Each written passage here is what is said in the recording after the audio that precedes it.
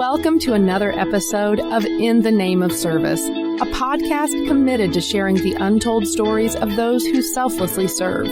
Each episode features an interview with men and women who have been called to a variety of service-focused roles, such as the military, law enforcement, ministry, volunteering, and more.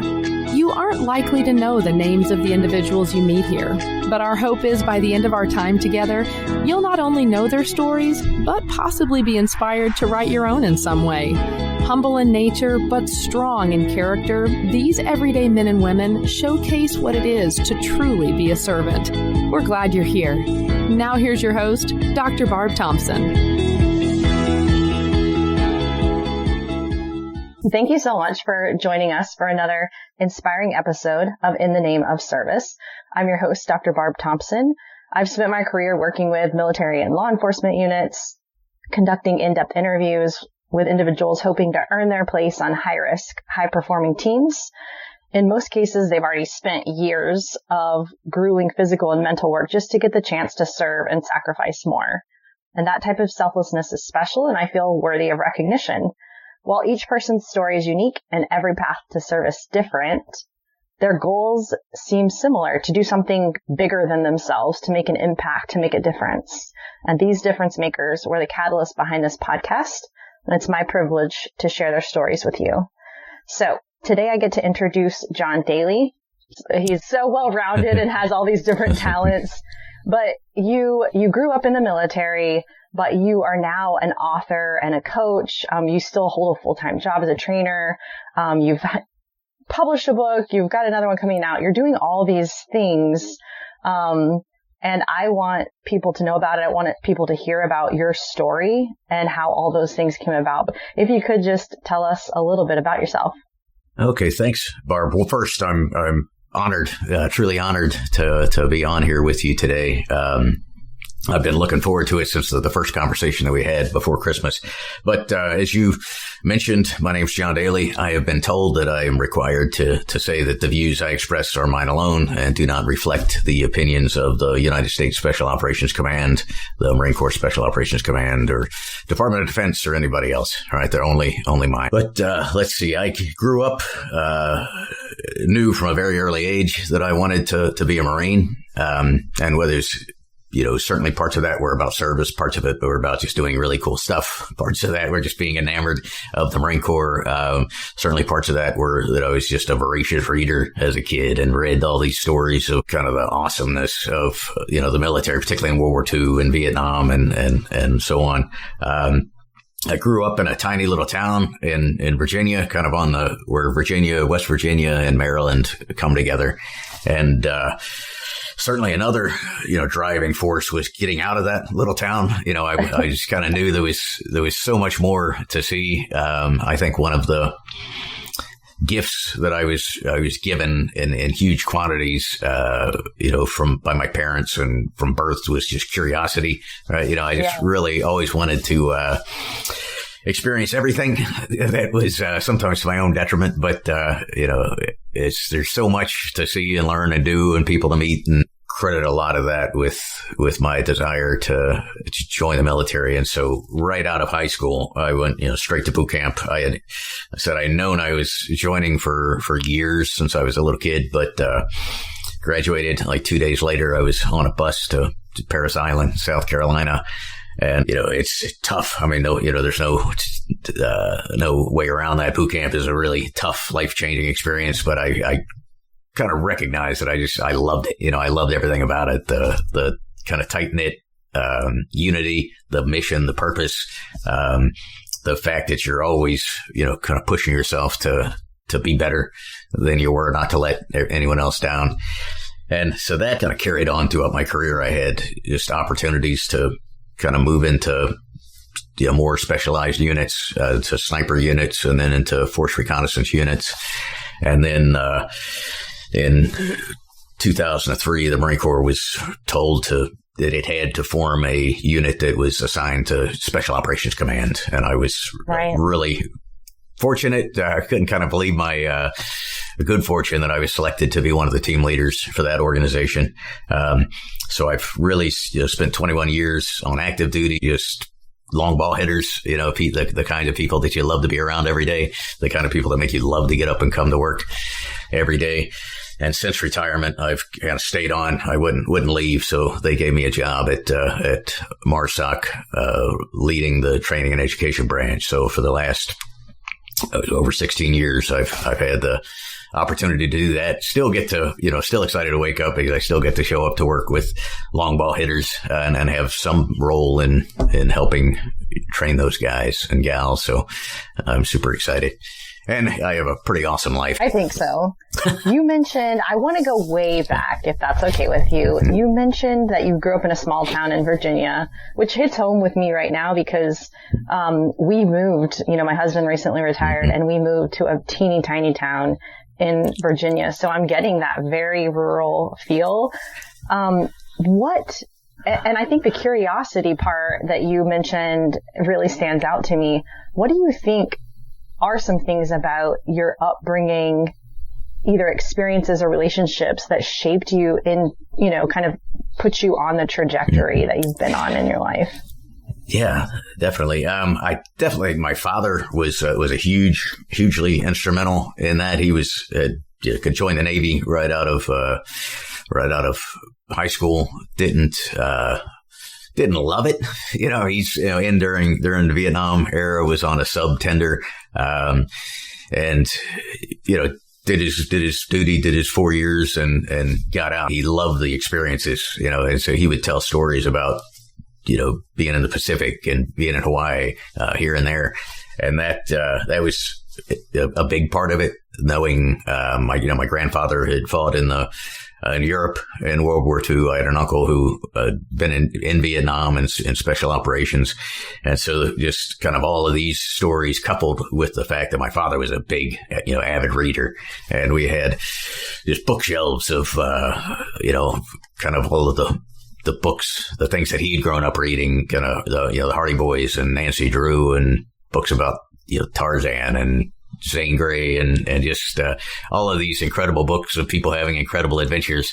When you're reading those things and you're in a tiny, tiny town where there's not much ever happens, you just realize that there's so much more out there. And there's absolutely, benefits to living in a small town. There's a lot of that I still kind of live in a small town, and there's a lot of that I enjoy now. But yeah, at that time, as a kid, I was like, man, I've got to get out of here. I've got to see all of this stuff. Yeah. I just found, this is an aside, but I think it's cool that you mentioned the Hardy Boys because I found this set of Hardy Boys books. It was on sale at our library and I take the boys every week. And they were $1 a piece. I'm like, I'm buying all of these and I'm just setting them on his desk. My older son, he's 10 now. And so when he's up late at night, man, I hope he has some of the same experiences that you have. He already craves that adventure. So I love that you mentioned those that. Were the greatest. I loved, I went through at the time, I believe there was, or at least my father had about 30 and they were really old, the initial version. I think he still has them, but, I would just kind of read all the way through 30 and then start back at 1 and just, keep doing that. They were always having, these exciting adventures. And that really drove me, I think to, always look out for what's next. What's the next cool thing I can do? You have had the privilege of being in the military during a historic time, a war like no other. Looking back on your service, and I know this is a ridiculously blanket type of question, but because of all you've done and how long you've been serving, but what do you believe, kind of reflecting on your service, was your greatest challenge or most difficult experience? That's there's a lot of ways we could go with that one. I had plenty of challenges that one of the I've said this a lot. I'm an entirely average, or in some cases maybe below average, in kind of height and strength, speed, intelligence, guy. But I had kind of fueled by all of the this desire for adventure and curiosity. I always wanted to be with the with the big kids. Whenever there was playing going on as a kid, I didn't want to play with the kids my own age. I wanted to play with the 5th graders or the 8th graders.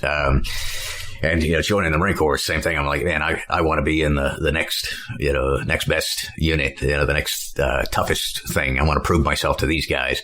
And, when you're wildly average, that's tough. Swimming for me was the first real hurdle that I had to cross in the Marine Corps. I had grown up we had a pond, streams, and it was expected that I would take off on my own and jump in it. And I could, I thought I could swim because I could, make my way, to safety from one end of the pond to the other. But, when we started taking, physical screenings and they're like, hey, crawl stroke or side stroke, I'm like, I didn't know any of those, right? I knew how to kind of dog paddle.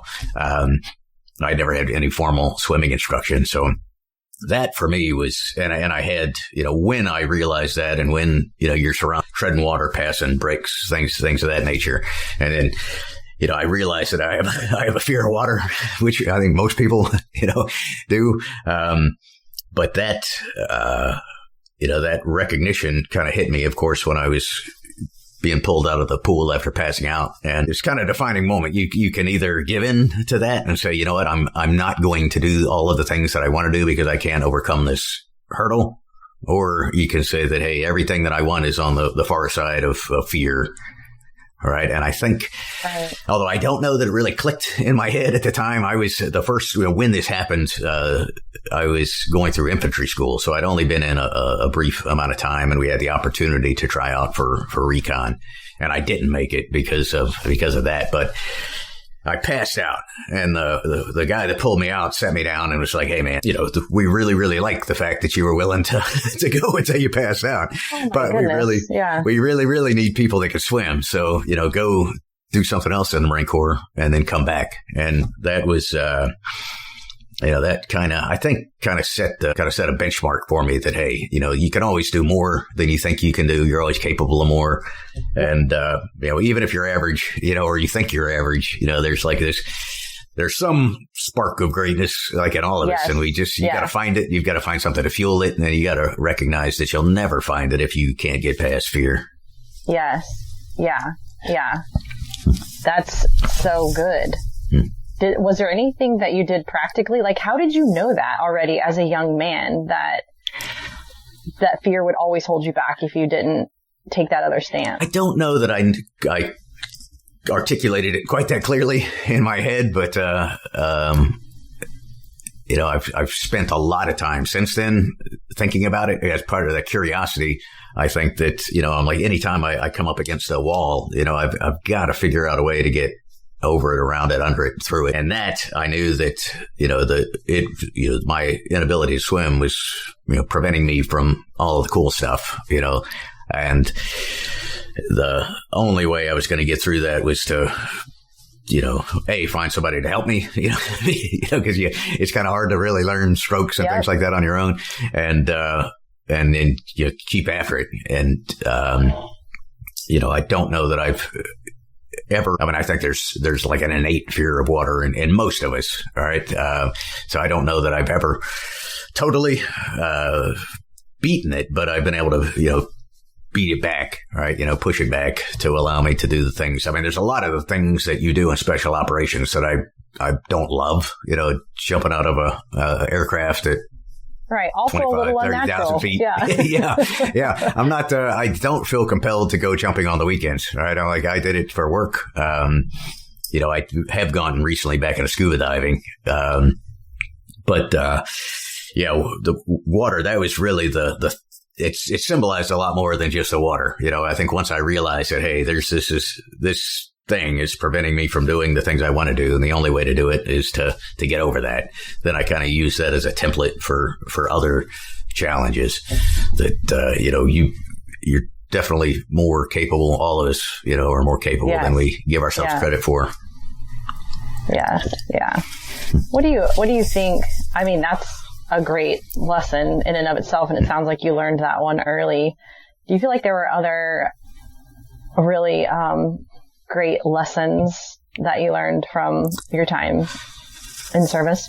I think most of them kind of revolved around that idea that as humans we have so much latent potential. I think a situation that kind of really drove that home and really ignited like some of the curiosity that led me into the training people was I was, and I may have told you this, but I was on 9/11. I was in Darwin, Australia, in a bar.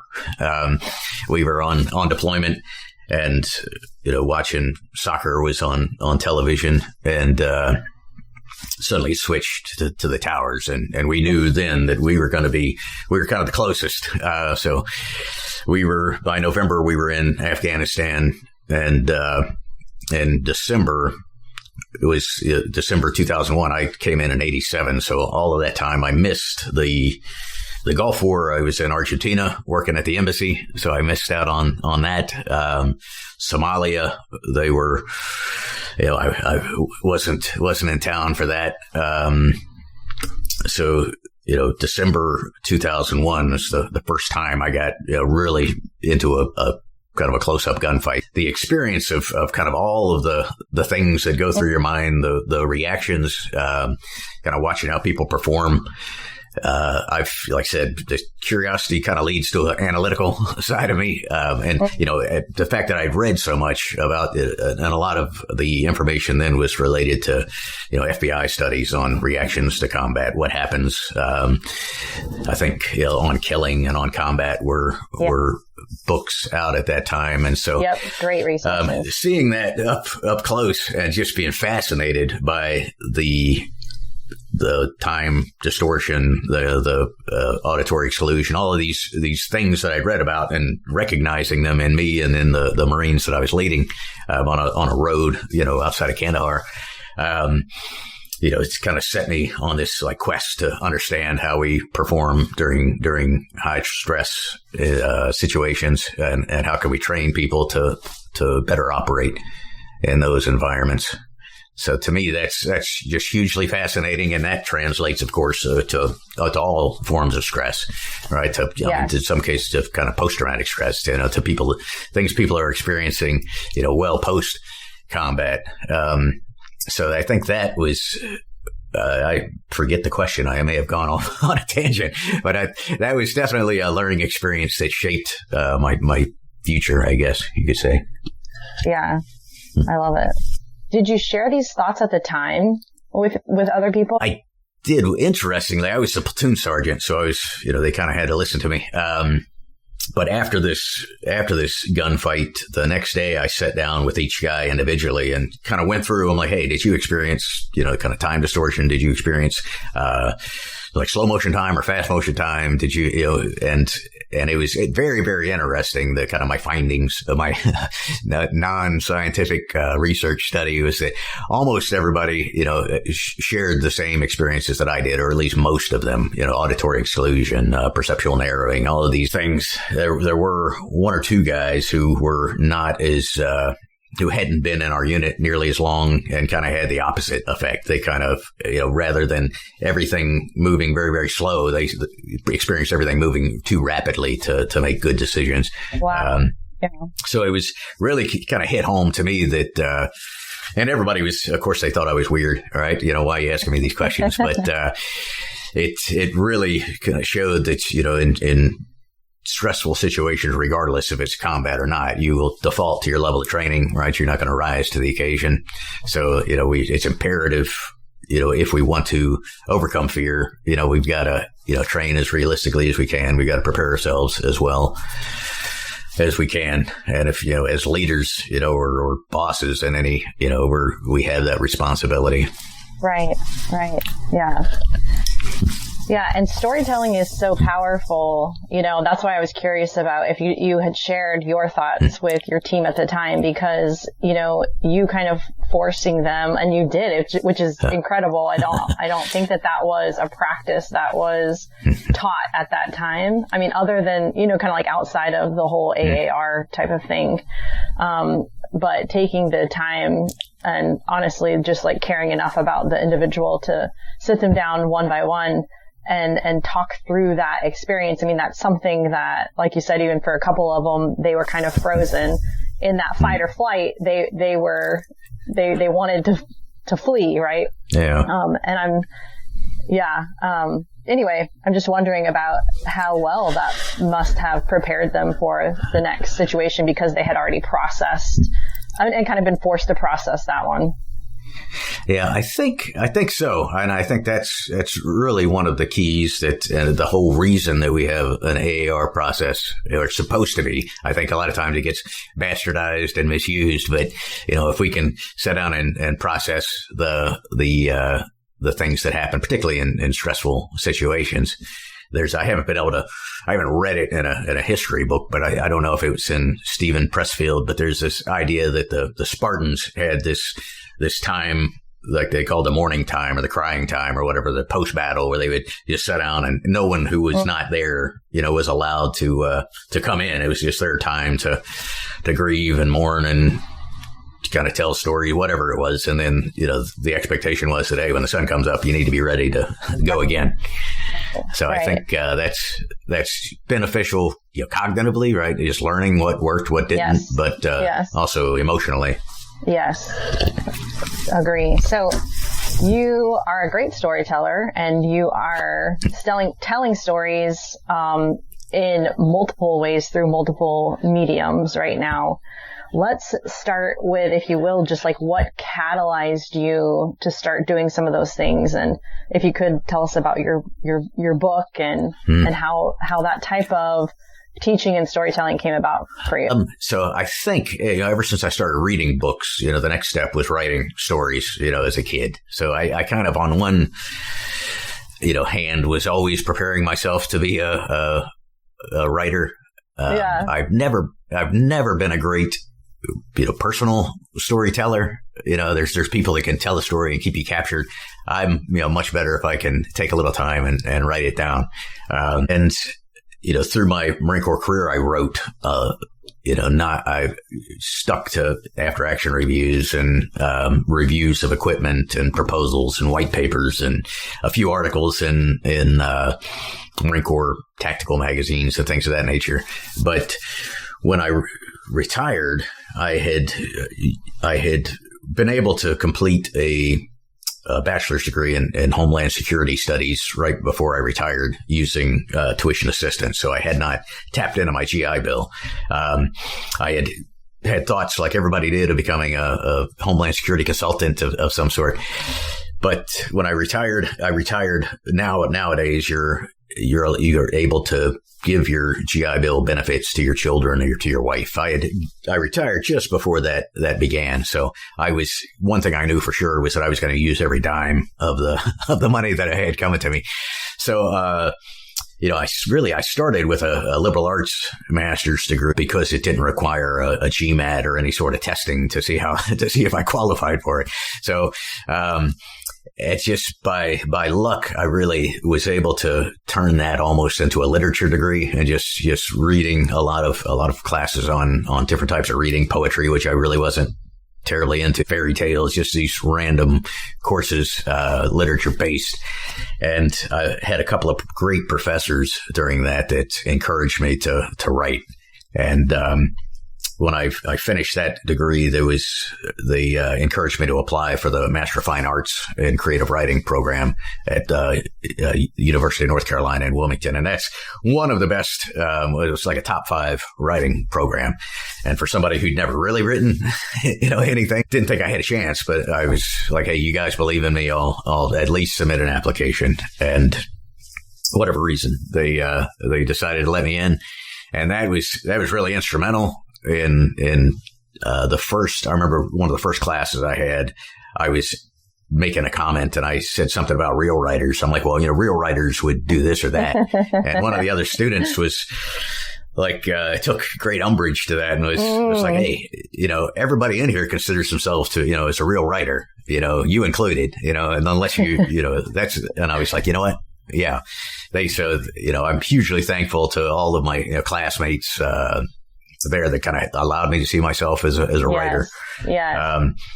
I was a situation. I mean, I was older than most of them, considerably older than a lot of them,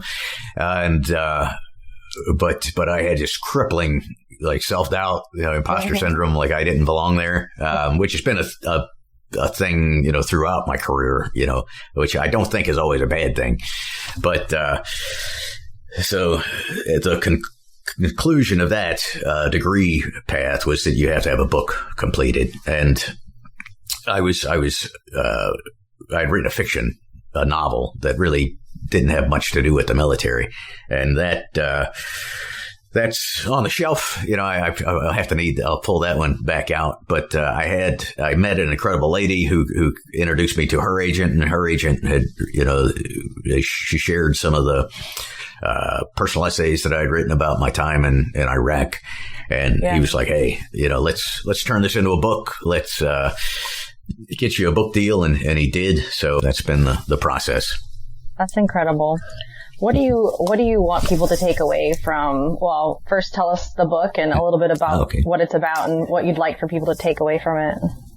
All right. So the book is a memoir, and there's a little bit of back and forth, but really chronicles the time between 9/11 and the establishment of this special operations unit. It was called Attachment 1, the 1st Marine Corps unit assigned to SOCOM. And then through the early establishment of the Marine Special Operations Command, the Marine Raiders. So it's just my take on that.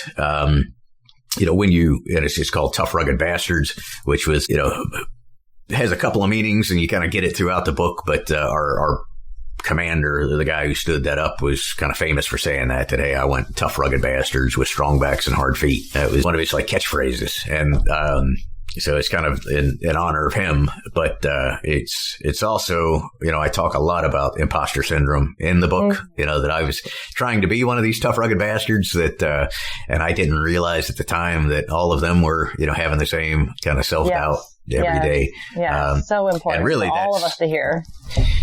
That's what, and a lot of times I think we look at that as a bad thing. Imposter syndrome is, something to be gotten over. But I really feel as though it was something that drove us all. It was, every day we had to prove ourselves and prove that we weren't the person that we thought we were in the back of our head. So, so the book, when you write a book, the general recommendation is to kind of pick one person, right? An avatar or ideal reader, and write it for that person.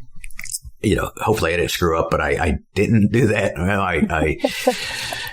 I really tried to write it for a civilian audience, because I don't feel that a lot of books, there's a whole lot of kind of bravado and a whole lot of just full of acronyms that most people don't understand. And I didn't want to do that. I wanted to write a book that's very accessible to somebody who could sit down and read and say, hey, this guy was, arguably a tough, rugged bastard, but he was, also a father, and also, regretted decisions that he made. And he, he was, questioned himself on a regular basis. So, but also I wanted it to have some lessons if a young, Marine or soldier or airman, sailor, picks it up, or somebody who's considering a career in the military, they could hopefully go through and say, hey, you know what, here's a little, it's not a self-help book, but here's a kind of a tidbit that might help me. And then, for people who are just interested in the chronology of it, how these things came to be, I tried to address all three of those requirements. So hopefully everybody will buy it, or buy multiple copies. That's the goal. Yeah. I love that, because even people have contacted me about this podcast, because there are a lot of military folks, because that's my background and that's mostly who I know. But civilians who've never served have said, thank you for these stories. Mm-hmm.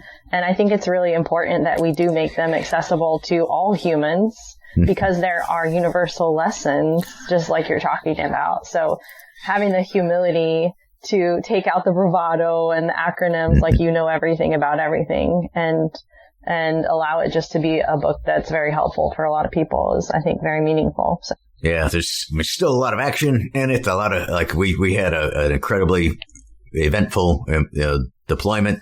Right. But yeah, it's just not...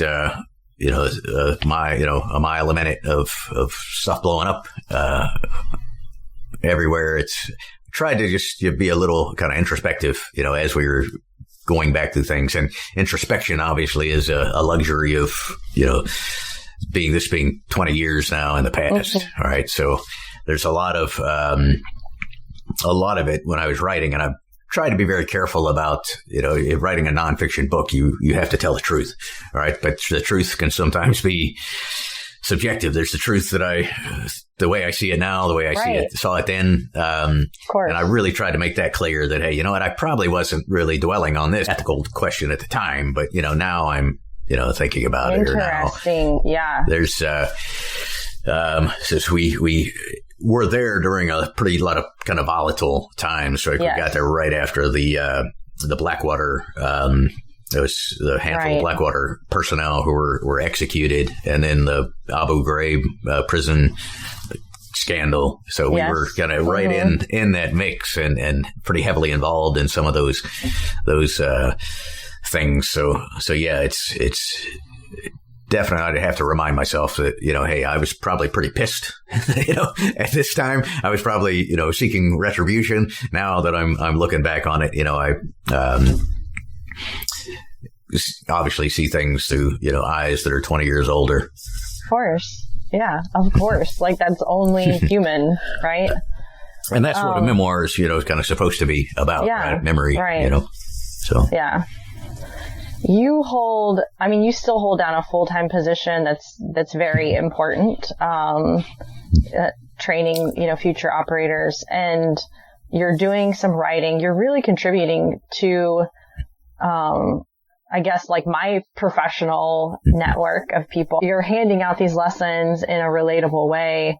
You continue to write pieces, and you have some speaking pieces. Like, how do you keep going? Like, how do you keep motivated during all of that? When you're kind of having a tough day, or it seems like it's too much.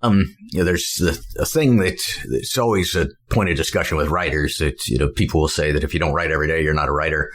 And I'd say that's garbage. If that were the case, then I certainly wouldn't be. I go for weeks without, so I recently had a little YouTube video where I talked about this, the idea that motivation is what I call the fun uncle, right? That kind of shows you up and takes you to Chuck E. Cheese. And, it's great when he's there, enjoy it when motivation shows up. But, the only thing you can rely on is discipline.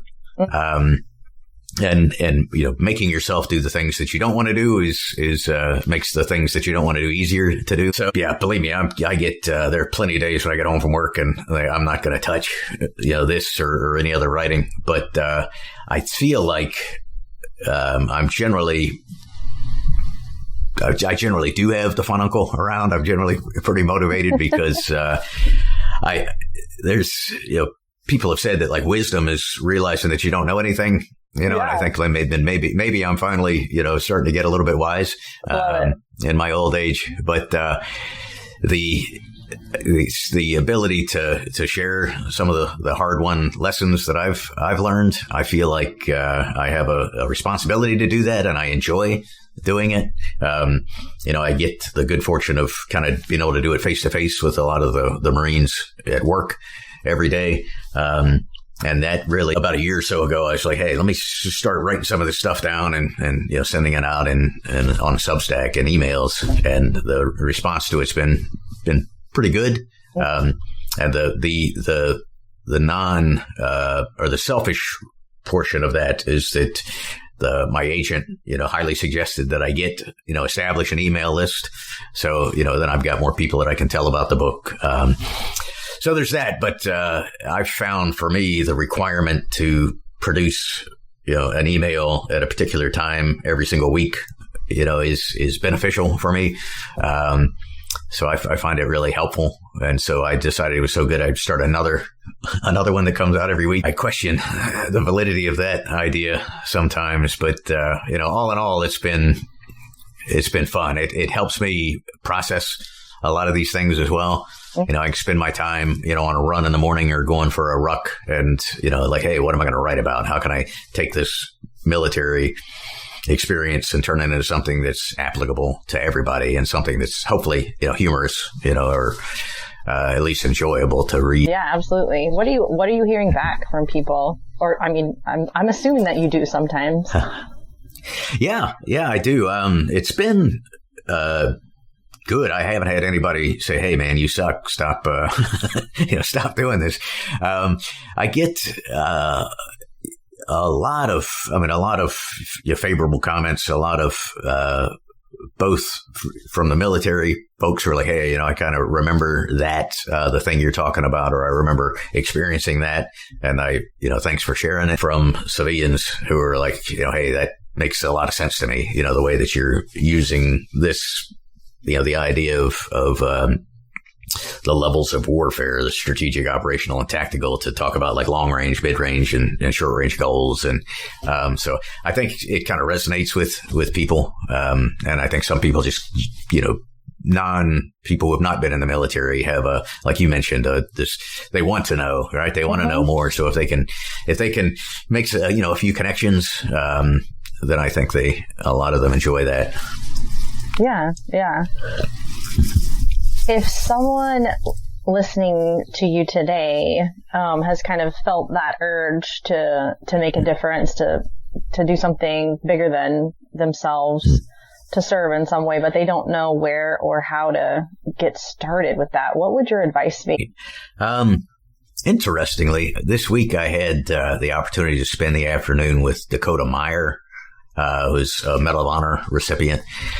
And we had met previously, and so he came to Lejeune, and I was hanging out with him for the afternoon. And he's a great speaker. But one of the things he talked about was that there's people that get out of the military and feel like they've kind of lost purpose, right? And that's a huge, I think, segment, right?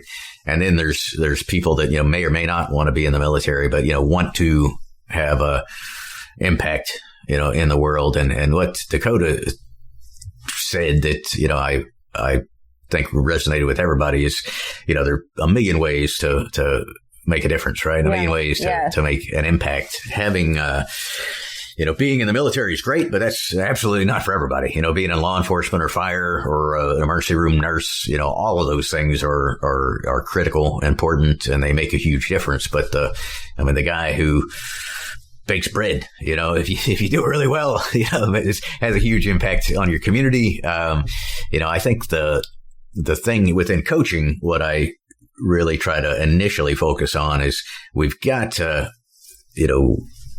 lift our head up and see, as far in the distance as you can. What do you see there? What do you want to see there? Where do you want to go? And, what's the farthest ridge line that you can identify? Do you want to be known as somebody who's curious, right? How can you use that to, how can you make that your purpose, right? If you want to, like I said, be a bread baker, how can you be the best bread baker there is, or, shop owner or bartender, right? I think that it really comes down to what Dakota talked about was, you just got to look at yourself in the mirror every day and say, hey, am I going to be good or am I going to be bad? Yeah. And if you're going to be good, then you got to make decisions that are good. So I think that's the key to it, really, is saying, hey, how can I make myself better today? And how can I, make the world a little bit better? So I'd say that there's, millions of opportunities to serve, from, reading books to kids or going to the animal shelter and petting unwanted dogs. I don't know, there's, being a good citizen really is what I think it boils down to. If we're all in this together, we probably disagree on a lot of things. But what I think we could agree on is, man, if we all just work to make America a little bit better. Right. That's my little soapbox answer. I love that. And there's always opportunity right in front of you. People might hear from someone like you who has this amazing history, really, and think like when they try to see as long and as far as they can, like that's not what they see. But it does build, like if you just look for the opportunities around you now, kind of like you said earlier too, like when that swimming wasn't working out for you, there was something internal to you that made you want to keep, like, that was driving you, but you also reached out to another person. And I think, we can't downplay the humility it takes just to say like, hey, I might not know like what that long range goal is, but if I expose myself to a few people along the way, then that's going to become like more and more clear. Or you can get some ideas. Yeah, absolutely. Right? Mm-hmm. Well, I think, particularly, and I think now, I've spent the last couple of years really trying to define, hey, what I call like my Southern Cross, right? What are the stars in the night sky that I can always look up and see and make sure I'm heading in the right direction. Yes. A lot of times we talk about the northern or the North Star, what's your North Star? I think that we need to have more than one. And the Marine Raiders are, we're kind of partial to the Southern Cross because of our history and lineage in World War II. But so I think 3 to 5, different people call them different things, massive transformative purposes, whatever those are. And those should be something that you probably never ever reach, but you can always keep moving towards. Mm-hmm. But when you're younger than I am, with our special operators, like as far as they can see in the distance is earning the title. Right. Right. That's all that they can focus on. Right. Effectively. And so that's what I talk, that's all you need to worry about. That's right. For the next 9 months until you achieve this. And the other kind of sticking with that analogy is that, the further you get down into a depression, in the ground, right, or depression in real, the less far you can see. Yeah. Right. Mm-hmm. So you kind of need to, what is it I can see right now? And maybe that's, one hill over, right? Or maybe that's, the next tree. And that's one of the huge lessons learned in the military. That, sometimes when your feet really, really hurt, you don't think you can go another mile and you have 20 miles to go. You don't have to go 20 miles. You got to go another step. All right. And then you go one more and get to the next tree, get to the next clearing. And I think just, using that, like Dakota talked about, barometer of hey, every decision that we make, James Clear in his book Atomic Habits said, every decision that you make is a vote for the person that you want to be. Right. Right. So, hey, what kind of person am I saying that I want to be? And are the decisions that I make supporting that? And if we're making, hey, what would a good citizen do, in this situation? I think if we kind of start erring that way, then we start, it becomes easier, right? And then we climb a little higher and we can see a little further. And it's compounding interest. I love it. So where can people find you? What's the best way for them to find your book or your Substack, get a hold of you, etc.? Okay, so a bunch of ways. I have a couple websites. They're kind of under construction. The problem with having a son who's a kind of web designer, a successful web designer, is that he doesn't have time to work on my stuff. But definitely the Substacks. I have one called Think, Read, Write, Repeat. That's really kind of just a lot of the stuff we talked about today. Is the kind of tagline for it is getting better, getting better. And that is at jdailey.substack.com. Okay. Dailey. And then another one that's not for everybody, but it's really just kind of based on the idea of using rucking, throwing on a heavy pack and walking as physical fitness and mental toughness development. That's called rtfu.substack.com. It's ruck the fuck. And that's newer, but that's, there's a lot of people that enjoy that, rucking. So that's kind of growing. So that's a great way there. I'm on Instagram and LinkedIn and all of those places. So, and the book is available anywhere you buy books. It won't come out until August 13th, but it's you can pre-order it on Amazon or Books A Million, or it's produced by a company called Knox Publishing and distributed by Simon & Schuster. So it's anywhere you can buy a Simon & Schuster book, you can find it. And again, it's called Tough, Rugged Bastards. I've really appreciated your time, and just want to thank you for making yourself available to us here and letting me ask you some funny questions. Thank you so much for your service, and thank you for sharing it and continuing to share it. I think it makes a difference for me. It keeps me motivated, and I know that it's doing the same for other people. So thank you. Great. Well, thank you very much. I really enjoyed being with you today.